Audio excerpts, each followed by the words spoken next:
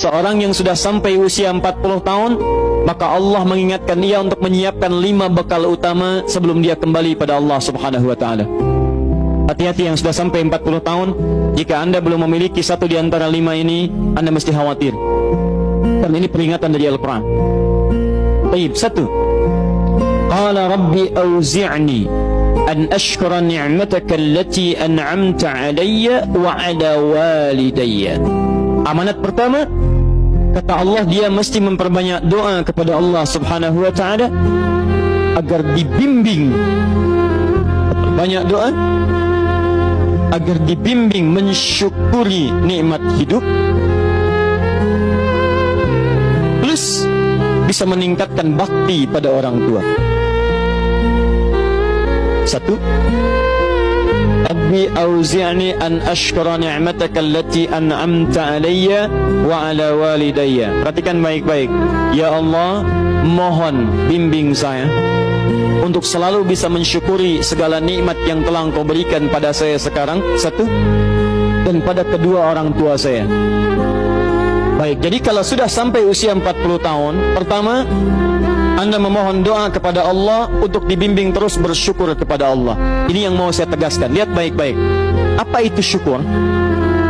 Tidak ada makna lain dari syukur yang tertuang dalam Al-Quran dan hadis kecuali ungkapan kebahagiaan atas nikmat yang Allah berikan kepada kita dengan cara menggunakan nikmat itu sesuai dengan fungsi yang telah Allah tetapkan. Misal, kita akan bersyukur dengan nikmat penglihatan mata. Anda diberikan 40 tahun dalam hidup, mata masih bisa melihat. Bagaimana mensyukuri nikmat mata? Kalau Anda ingin syukuri nikmat mata, maka yang paling singkat, gunakan nikmat mata ini sesuai dengan peruntukan yang telah Allah tetapkan. Fungsi yang telah Allah tetapkan. Apa fungsi mata? Masih ingat? Melihat yang baik-baik. Quran surah ke-24 ayat 30 untuk laki-laki, ayat 31 untuk perempuan.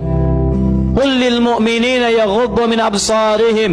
Katakan pada pria-pria yang merasa punya iman. Dengan iman itu dia yakin dengan akhirat. Wabil akhirati hum yuqinun. Karena yakin dengan akhirat dia sadar akan pulang dan dia tahu nikmat matanya akan ditanya oleh Allah Subhanahu wa taala. Katakan pada pria-pria yang yakin bahwa matanya akan ditanya oleh Allah. Quran surah ke-17 ayat 36. Inna sam'a wal basara wal fuada kullu ulaika kana anhu mas'ula. Setiap pendengaran Anda, penglihatan Anda, plus apa yang Anda fikirkan, satu saat akan ditanya, dipertanggungjawabkan di hadapan Allah Subhanahu wa taala. Karena itu kata Allah, katakan pada orang-orang yang yakin dengan itu semua, ghuddu min absarihim, matanya hanya boleh melihat yang baik-baik saja. Yang tidak baik palingkan. Ibu juga sama, ayat 31-nya. Wa kullil mu'minati yaghdudna min absarihinna.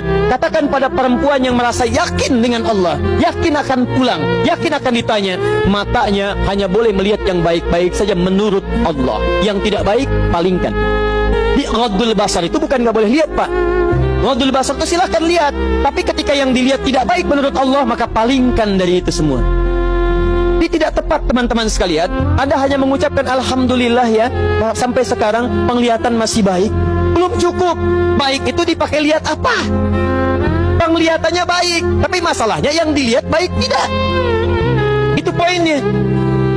Maaf, ada anak usia 4 tahun, Bu, Pak, tidak bisa melihat. Dalam tidak bisa melihatnya, dia masih mau menghafal Al-Quran. Namanya Mu'af. Tinggalnya di Asyut, adanya di Kaira, negaranya Mesir. Matanya nggak bisa lihat, tapi dia sampaikan pada bapaknya, Pak, saya ingin menghafal Quran. Saya ingin menghafal Quran. Kata bapaknya, kamu yakin? Saya yakin. Baik, keluarga sederhana, punya cuman motor yang sangat luar biasa tidak bagusnya. Dimodifikasi dashboardnya, menempuh jarak kisaran 20 km. Datang pada syekhnya, bapaknya kemudian membonceng, muadnya di belakang. Teman-teman sekalian, setiap berangkat datang pada syekh, dapat hafalan baru, bapaknya tulis ayatnya, disimpan di dashboardnya. Di jalan lihat ke sini, lihat ke jalan, lihat ke sini, lihat ke jalan. Mu'adz bacakan ayatnya, bapaknya mendengarnya. Secara singkat, tiba-tiba setelah itu fasenya berakhir, jadilah anak ini hafal Quran. Yang ngantar belum hafal Quran, yang diantar nggak bisa lihat hafal Quran. Saking mudahnya Al-Quran, yang nggak bisa lihat bisa hafal Quran. tapi bapaknya dapat pahala dari transferan anaknya. Perhatikan baik-baik. Begitu dibacakan Qurannya, bagus makhrajnya, viral kisahnya. Begitu viral di Timur Tengah, datang reporter mau wawancara. Pertanyaan pertama, kalau Adinda diperkenankan oleh Allah untuk bermohon saat ini, apa yang mau dimohonkan kepada Allah? Reporter ini mengira dia akan meminta doa seperti ibunda Imam Al-Bukhari bermohon kepada Allah supaya Al-Bukhari disembuhkan dari butanya. Bu, Pak, Imam Al-Bukhari itu dulu buta. Butanya permanen. Dilahir 2 tahun ayahnya meninggal, 4 tahun buta permanen. Nanti ada satu kejadian di situ, yang dengan kejadian itu ibunya berdoa kepada Allah, anaknya menghafal Quran sampai di surat Qaf, ya, ayat ke-22. Anaknya murojaah ayat, ibunya memohon kepada Allah sambil menangis, sambil tertidur, sampai tertidur. Disitulah kemudian terjadi sesuatu yang luar biasa. Seketika Allah sembuhkan Al-Bukhari kecil, matanya bisa melihat kembali.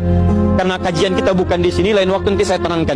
Anda yang punya kitab Fathul Bari, Syarah Sahih Al-Bukhari, beli jilid pertama, kitab Muqaddimah, halaman 634, paling kiri, paragraf yang ketiga, baris 1 sampai dengan 9. Anda temukan kisahnya. Nah, reporter ini mengira ini Mu'adz akan minta kepada Allah seperti Al-Bukhari kecil memohon kepada Allah, matanya bisa melihat lagi. Ternyata lihat baik-baik. Kalau saya diperkenankan bermohon kepada Allah dan permohonan saya dikabulkan, maka pertama saya akan mohon kepada Allah untuk tetap membutakan mata saya sampai dengan kiamat. Ya Rabb, mohon butakan mata saya sampai kiamat, karena dengan buta mata ini saya bisa menghafal Quran. Saya takut ya Allah, kalau saya melihat lagi, mata saya melihat maksiat dan hilang Quran dari hafalan saya. Anda bisa bayangkan, anak kecil 4 tahun